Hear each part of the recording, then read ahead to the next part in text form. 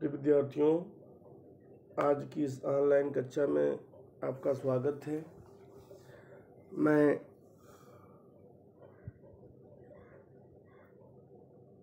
दो बैलों की कथा कहानी के अंतर्गत प्रश्नोत्तर कार्य में प्रश्न संख्या 7 से 15 तक के प्रश्न के उत्तर लिखवाने जा रहा हूँ। इसके पहले मैडम ने आपको प्रश्न संख्या 1 से 6 तक के उत्तर लिखवाए थे। मुझे उम्मीद है कि आप सभी उन प्रश्नों के उत्तर अवश्य लिख लिए होंगे और जो नहीं लिखे हैं वो लिख लें। कभी भी आपकी कक्षा कार्य कापियाँ मंगाई जा सकती हैं चेक करने के लिए। यदि मंगाई जाएंगी और आप नहीं देंगे तो आपको पता होना चाहिए कि सीबीएसई बोर्ड के नियम के अंतर्गत सीधे 5 नंबर कापी के आपके जोड़े जाएंगे। 8वीं तक की कहानियाँ भूल जाइए। 5 नंबर कक्षा कार्य गृह कार्य के ऊपर है, 9वीं 10वीं दोनों में, 11वीं में भी है, 12वीं में भी है। तो आप लोग 8वीं अब पास कर चुके हैं, 9वीं में आ गए हैं, तो 9वीं के नियमों के अनुसार आप सतर्क रहें, जागरूक बने। जैसे ही आपकी कापियाँ मंगाई जाएंगी आपको कॉपी जमा करनी पड़ेगी और जो भी जीवन परिचय और पाठ परिचय लेखन आपने किया है उसमें प्रेमचंद की फ़ोटो ज़रूर लगानी है। सीक्वेंस यह होगा, पहले जीवन परिचय, फिर पाठ परिचय। जीवन परिचय के ऊपर फ़ोटो लगेगी, जीवन परिचय, पाठ परिचय, शब्दार्थ लेखन। शब्दार्थ लिखने के बाद तब प्रश्न संख्या 1 से आप शुरू करेंगे। प्रश्न संख्या 15 तक है प्रश्न। इन सारे प्रश्नों के उत्तर आपको लिखने होंगे, ठीक है। तो आइए हम चलते हैं प्रश्न संख्या 7 पर। क्या है प्रश्न, पढ़िए। किसान जीवन वाले समाज में पशु और मनुष्य के आपसी संबंधों को कहानी में किस तरह व्यक्त किया गया है। तो हम सभी को ये पता है कि किसान और पशु दोनों का बहुत ही गहरा संबंध है, और गहरा ही संबंध नहीं है बल्कि आत्मीय संबंध भी है, अपनापन, लगाव वाला संबंध है। पहले, आज तो पशु घर में बहुत कम हो गए हैं, लोग पशुओं को पालना ही बंद कर दिए हैं। लोग बैलों को, गायों को पालना नहीं चाहते। लोग दिन पर दिन आलसी होते चले जा रहे हैं।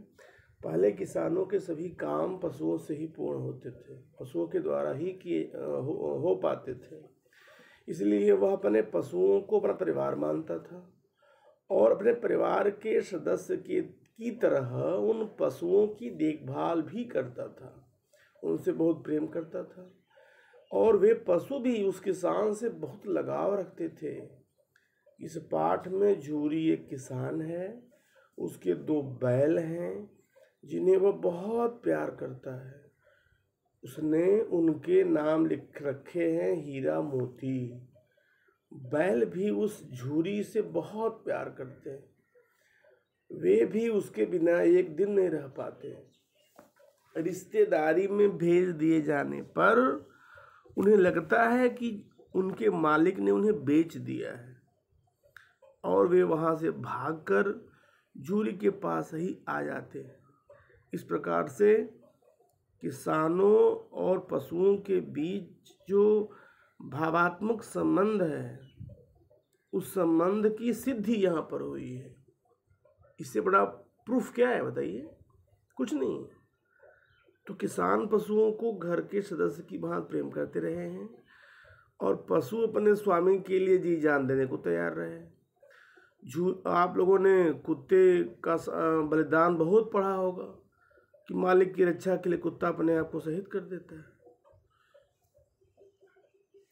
तो झूरी ने हीरा और मोती बैलों के नाम रखे हैं, उनको बच्चों की तरह स्नेह करता था, तभी तो उसने सुंदर नाम रखा हीरा और मोती। वह उन्हें अपनी आंखों से दूर नहीं करना चाहता था। जब हीरा मोती उसके ससुराल से लौट कर वापस उसके थान पर, थान होता है जहाँ पर गाय बैल बांधे जाते हैं, आ खड़े हुए तो उसका हृदय आनंद से भर गया। गांव भर के बच्चों ने भी बैलों की स्वामी भक्ति होती है अपने स्वामी के प्रति प्यार, देख कर उनका अभिनंदन किया।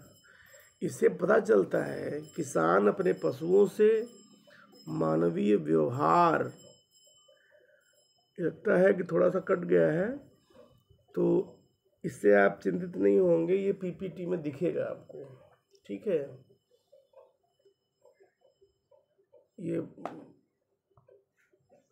किसान अपने पशुओं से मानवीय व्यवहार की अपेक्षा रखता था, ठीक है, और पशु भी उस मनुष्य से अपने लिए ढेर सारे प्यार की अपेक्षा रखते थे कि वह प्यार उन्हें मिलेगा, उस पर हक रखते थे, ठीक है। इतना तो हो ही गया कि 9-10 प्राणियों की जान बच गई, वे सब तो आशीर्वाद देंगे। मोती के इस कथन के आलोक में उसके चरित्र की विशेषताएं बताई। देखिए, मोती हृदय से दयालु था किंतु गर्म स्वभाव का प्राणी था। अन्याय होता देख उसका खून खौल उठता है। अत्याचारी से भिड़ने को वह जैसे जान हथेली पर लिए फिरता है। काजी हाउस में पहुंचने पर वहां कैद पशुओं की दुर्दशा देख उन्हें मुक्त कराने के लिए उसने बाड़े की दीवार तोड़ डाली। हीरा ने उसे जब समझाया कि अब तुझ पर मुसीबतें आएंगी, तुझे मोटी रस्सियों से बांधा जा सकता है, तो इस पर मोती बड़ी शान से जवाब देता है कि ऐसा बंधन उसे कबूल है, लेकिन यदि उसके बंधने से 10 जानें बचती हैं तो उसे यह भी स्वीकार है। वह मानता है कि जिन पशुओं की जानें उसके कारण बच गईं, वे सब के सब उसे बहुत आशीर्वाद देंगे। मोती के इस प्रकार के व्यवहार से, उसके दयालु होने और उसके मन में बलिदान की भावना की होने और न्याय प्रियता का बोध होता है, न्याय प्रिय होने, ठीक है, क्योंकि वह जानता है कि वो परोपकार कर रहा है। परोपकार की उसकी जो भावना थी उसके मन में थी और उसे वह न केवल मानता है बल्कि व्यवहार रूप में उसे दिखलाता भी है, ठीक है। वह बाड़े की कच्ची दीवार जो तोड़ देता है, उसके दीवार तोड़ने से क्या फायदा हुआ? जो बाकी पशु थे उस बाड़े में बंद, उनकी जान बच गई, और उनकी जान बच गई तो उसे क्या फायदा हुआ?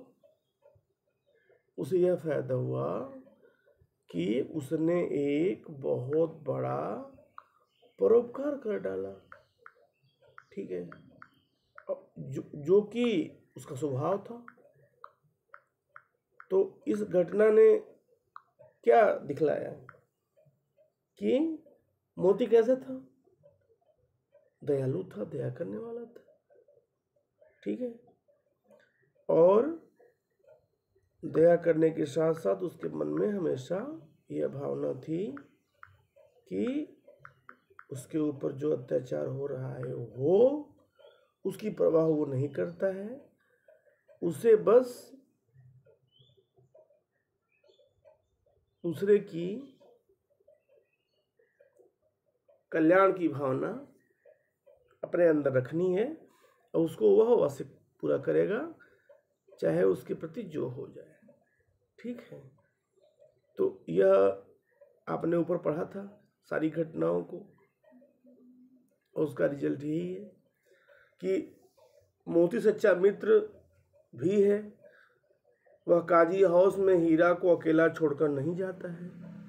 वह आशावादी भी है। आशावादी जो लोग होते हैं हमेशा अच्छी आशा करते हैं, ठीक है, कि मैं काम कर रहा हूँ, मैं कर्म कर रहा हूँ, उसका अच्छा रिजल्ट मिलेगा। उसे विश्वास होता है कि ईश्वर उनकी जान अवश्य बचाएंगे। भगवान पर भरोसा भी होना चाहिए। भगवान भरोसा नहीं है तो आप कोई काम नहीं कर पाएंगे। अपने ईश्वर, अपने परमात्मा पर आपको विश्वास भी होना चाहिए। यहाँ देखिए एक लाइन छूट गई है, उसे विश्वास है कि ईश्वर उसकी जान अवश्य बचाएंगे। यहाँ उसकी जान अवश्य बचाएंगे छूट गया है। पीपीटी में मैं इसको सेट कर दूंगा, आप दिखाई देगा आपको, वीडियो में नहीं दिख रहा। क्वेश्चन नंबर 9 में क्या है, आशय स्पष्ट कीजिए। सेंटेंस है, अवश्य ही कोई ऐसी गुप्त शक्ति थी जिसे जीवों में श्रेष्ठता का दावा करने वाला मनुष्य वंचित है। तो प्यारे बच्चों, इस कथन का आशय यह है कि हीरा और मोती में कोई न कोई ऐसी छिपी हुई शक्ति थी जिसके बल पर वे बेजुबान जानवर बोले बिना आंखों आंखों में एक दूसरे के हाव भाव से एक दूसरे के हृदय की बात जान लेते थे। वे सदैव आपस में एक दूसरे के हित की बात सोचते थे। वे मौन भाषा में भी प्यार का प्रदर्शन करना जानते थे। मनुष्य अपने आप को संसार का सर्वश्रेष्ठ प्राणी कहता है, परंतु उसमें भी यह शक्ति नहीं है। तो हीरा और मोती बिना कोई वचन कहे एक दूसरे की मन की बात समझ जाते थे। प्रायः वे एक दूसरे से स्नेह की बातें सोचते थे। यद्यपि मनुष्य स्वयं को सभी प्राणियों में श्रेष्ठ मानता है, किंतु उसके अंदर भी यह शक्ति नहीं थी। ठीक है, यह लेखक ने बहुत बड़ी बात कही। दूसरा सेंटेंस है, उसे एक रोटी से उसकी भूख क्या शांत होती, पर दोनों के हृदय को मानो भोजन मिल गया। हीरा और मोती जब गया के घर से आए थे, तब से उन्हें पेट भर खाना नहीं मिला था। अपने बैलों को उसने भूसा दिया, खली दी, चूनी दी। चूनी आप लोग जिनके घर पे पशु होंगे वो जानते होंगे। और इनको केवल सूखा भूसा दिया। वे बहुत दुखी थे। तभी एक लड़की, जो कि भैरव की लड़की थी, उसने आकर के उन बैलों को एक एक रोटी खाने को दी। भयंकर भूख से वो पीड़ित दोनों बैल, ठीक है, और वो बैलों की भूख तो नहीं मिट सकती थी उस रोटी से, लेकिन उन बैलों का उस नन्ही बच्ची के प्रति जो प्यार था, जो सहानुभूति थी, वो दया थी, उसे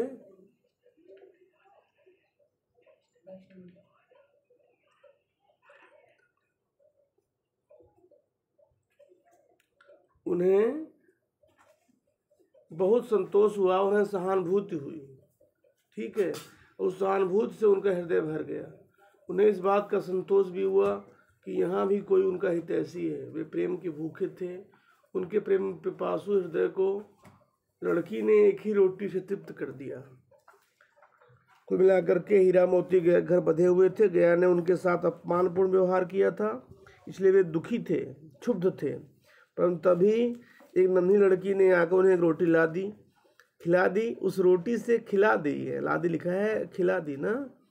उस रोटी से उनका पेट तो नहीं भर सकता था, परंतु उसे खाकर उनका हृदय जरूर तृप्त हो गया। उन्होंने बालिका के प्रेम का अनुभव कर लिया और प्रसन्न उठे, बहुत संतुष्ट हुए। उन्हें आत्मिक आनंद मिला। ठीक है, इस तरह से इन दोनों कथनों का जो आशय है वो आपके सामने प्रत्यक्ष हो चुका है। प्रश्न संख्या 10, ठीक है, इसमें देखें, गया ने हीरा मोती को दोनों, जो भी है उसको दे दो।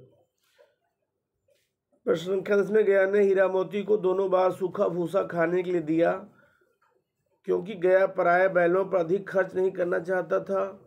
गरीबी के कारण खली आदि खरीदना उसके बस की बात न थी। वह हीरा मोती के व्यवहार से बहुत दुखी था। उसे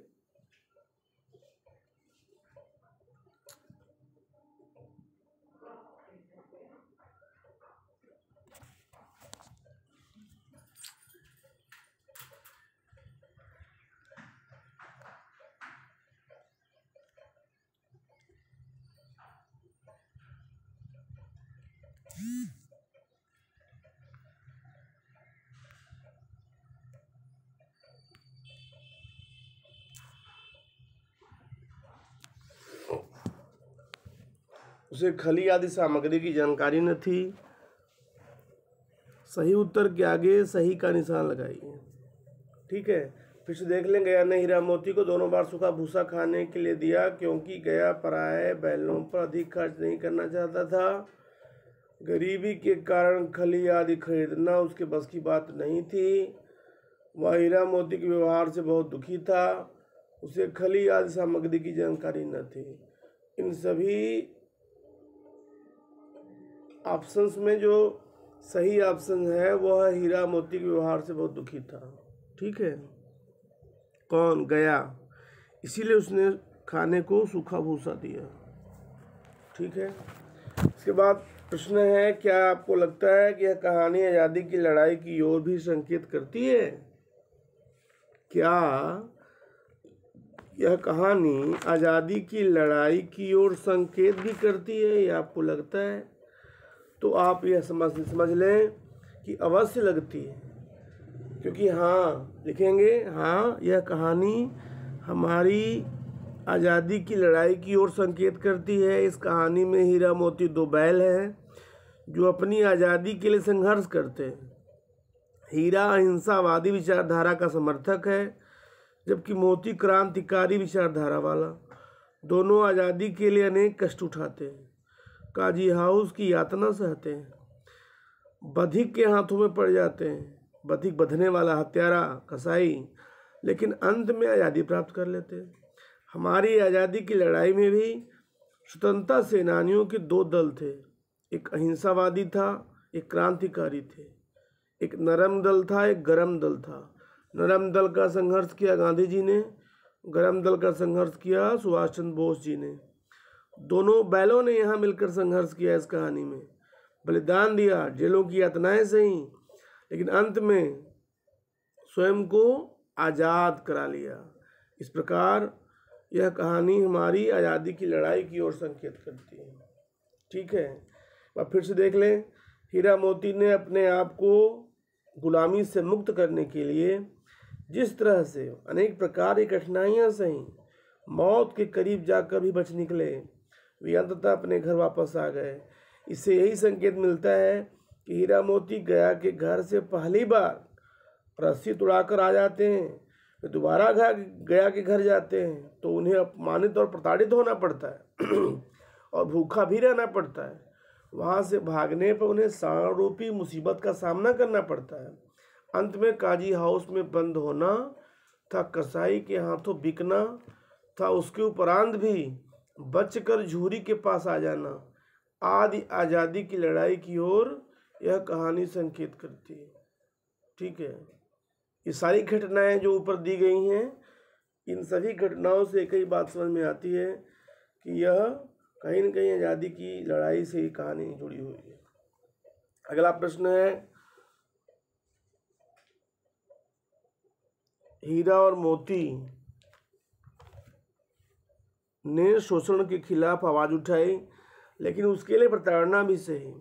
हीरा मोती की इस प्रतिक्रिया पर तर्क सहित अपने विचार प्रकट करें। हीरा और मोती शोषण के विरुद्ध हैं। वे हर शोषण के विरुद्ध आवाज़ उठाते रहे।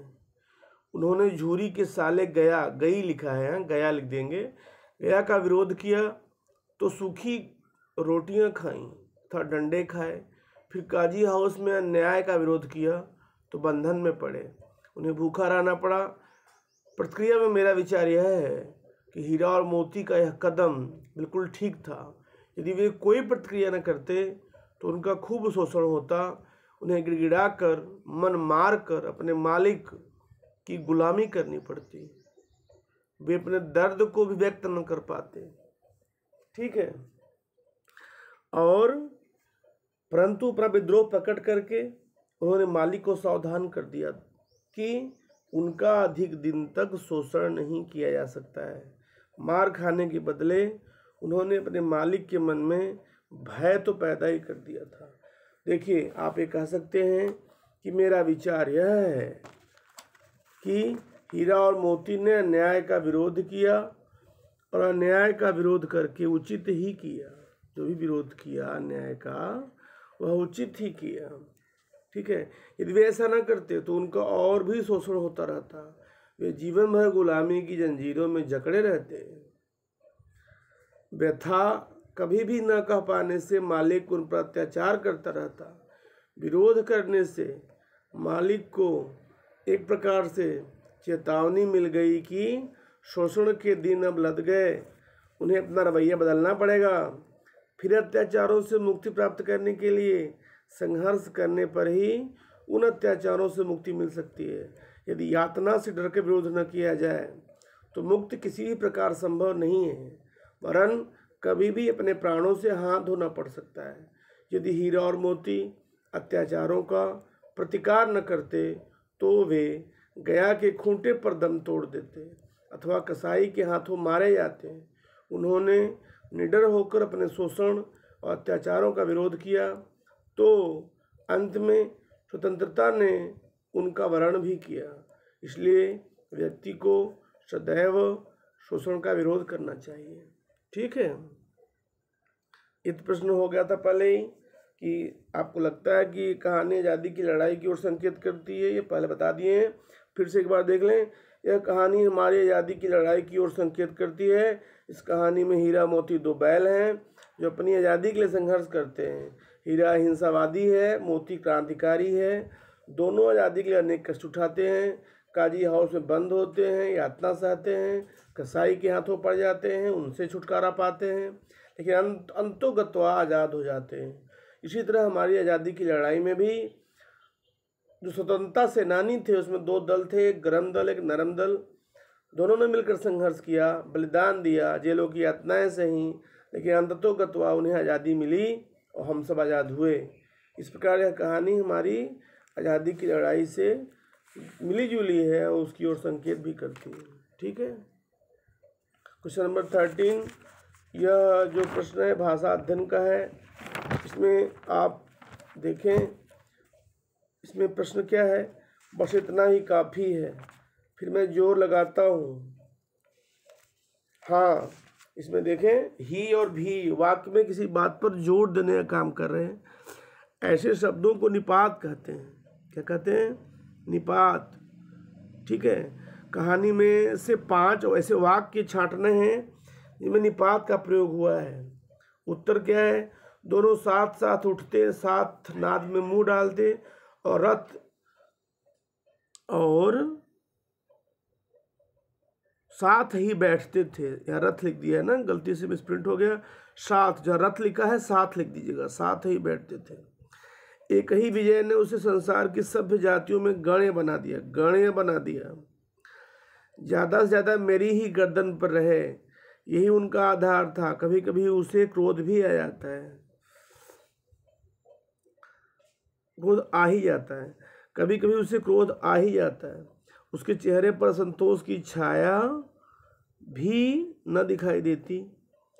गधे का एक छोटा भाई और भी है, एक मुंह हटाता तो दूसरा भी हटा लेता था। कभी कभी अड़ियल बैल भी दिखने में आते हैं। ठीक है। प्रश्न संख्या 14 में क्या है? रचना के आधार पर वाक्य भेद 8वीं में पढ़ चुके हैं। आप उसके उपवाक्य को छांट कर उसके भेद लिखने हैं। यहाँ पर आप देखें कैसे लिखे हुए हैं। सेंटेंस क्या था? दीवार का गिरना था कि अधमरे से पड़े हुए सभी जानवर चेत उठे।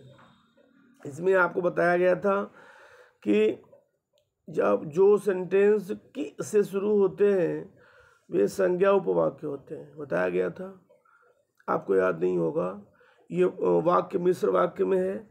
मिश्र वाक्य के अंतर्गत जो कि से शुरुआत होते हैं उपवाक्य, वे संज्ञा उपवाक्य के अंतर्गत आते हैं। ये शॉर्टकट बताया गया था, आप याद करें और लिखें संज्ञा उपवाक्य। ख में क्या है कि सहसा एक दढ़ियल आदमी जिसकी आंखें लाल थी, मुद्रा कठोर आया। यह भी आपका जिसकी है तो मिश्र वाक्य है, और जिसकी आंखें लाल थी मुद्रा अत्यंत कठोर, यह जो उपवाक्य है यह विशेषण है। जिसकी, जिसका, जिसकी से जो उपवाक्य शुरू होते हैं इस भी विशेषण उपवाक्य के अंतर्गत आते हैं। ठीक है। इसके बाद तीसरा क्या था? हीरा ने कहा गया कि घर से नाहक भागे। यह भी मिश्र वाक्य है। यहाँ जो डैश लिखा है वो वहाँ पर की है। ठीक है। तो की से शुरू हुआ है तो संज्ञा उपवाक्य है। कि गया के घर से नाग भागे, ये संज्ञा उपवाक्य है। मैं बेचूंगा तो बिकेंगे, तो आ गया, तो भी ये मिश्र वाक्य ही है। और तो से जो वाक्य शुरू हुआ है तो बिकेंगे, ये क्रिया विशेषण उपवाक्य है। क्रिया विशेषण जो होते हैं वो क्रिया की विशेषता बताते हैं। यदि तो, यदि मैं बेचूंगा तो बिकेंगे, यदि तो वाले जो सेंटेंस होते हैं उसमें तो से जो शुरू होता है वो क्रिया विशेषण उपवाक्य होता है, आप ध्यान रखेंगे। इसके बाद था कि अगर वह मुझे पकड़ता तो मैं बेमारे न छोड़ता। ठीक है, तो ये जो अंगा वाला है यह भी आपका तो से जो शुरू हो रहा है, ये भी मिश्र वाक्य है पूरा पूरा। और जो तो से शुरू हो रहा है तो बीमारे न छोड़ता, यह भी उपवाक्य क्रिया विशेषण उपवाक्य ही है। प्रश्न संख्या अंतिम प्रश्न है 15। इसमें मुहावरों का प्रयोग हुआ है। इसके अलावा इस कहानी में आप जान लें कि बहुत सारे मुहावरों का प्रयोग हुआ है। और इस उन मुहावरों में से कोई 5 मुहावरा आपको छांटना है, उनका वाक्यों में प्रयोग करना है। तो 5 मुहावरा तो आपको छांट कर दे दिया गया है, लेकिन बाकी मुहावरों को आपको छांटना है और लिखना है, वाक्य बनाना है, उसका अर्थ ढूंढना है। यह सब कार्य है आपका और आप लोग इसे अवश्य कर लें। ठीक है, ये आपका होमवर्क है आज का। तो जी तोड़ काम करना, भारतीय समय जी तोड़ का काम करना मतलब होता है बहुत परिश्रम करना। यहाँ अर्थ लिखने को नहीं दिया गया है, केवल वाक्यों में प्रयोग ही करना है। तो भारतीय श्रमिक, भारतीय सैनिक जी तोड़ कर मेहनत करते हैं। गम खा जाना, भारत के मजदूर इतने स्वाभिमानी हैं कि वे गम खा जाते। गम खाना मतलब सहनशील होना, हाय तौबा नहीं मचाते हैं। ईंट का जवाब पत्थर से देना, वह दुनिया उसी को सम्मान देती है जो ईंट का जवाब पत्थर से देना जानता है। दांतों पसीना आना, क्रिकेट के मैदान से कुत्ते को बाहर खदेड़ने में माली को दांतों पसीना आ गया। ठीक है, दांतों पसीना आना मतलब बहुत कठिनाई का सामना करना, बहुत कठिन परिश्रम करना कह सकते हैं, कठिन प्रयास करना कह सकते हैं। कसर उठाना, कोशिश करना, मालिक के कहने पर हम हर काम कर देते हैं, किसी प्रकार की कोई कसर नहीं उठाते हैं। ठीक है, इस तरह से यह जो प्रश्नोत्तर था समाप्त हुआ। और अगले पाठ को लेकर कल फिर से उपस्थित होंगे। तब तक धन्यवाद।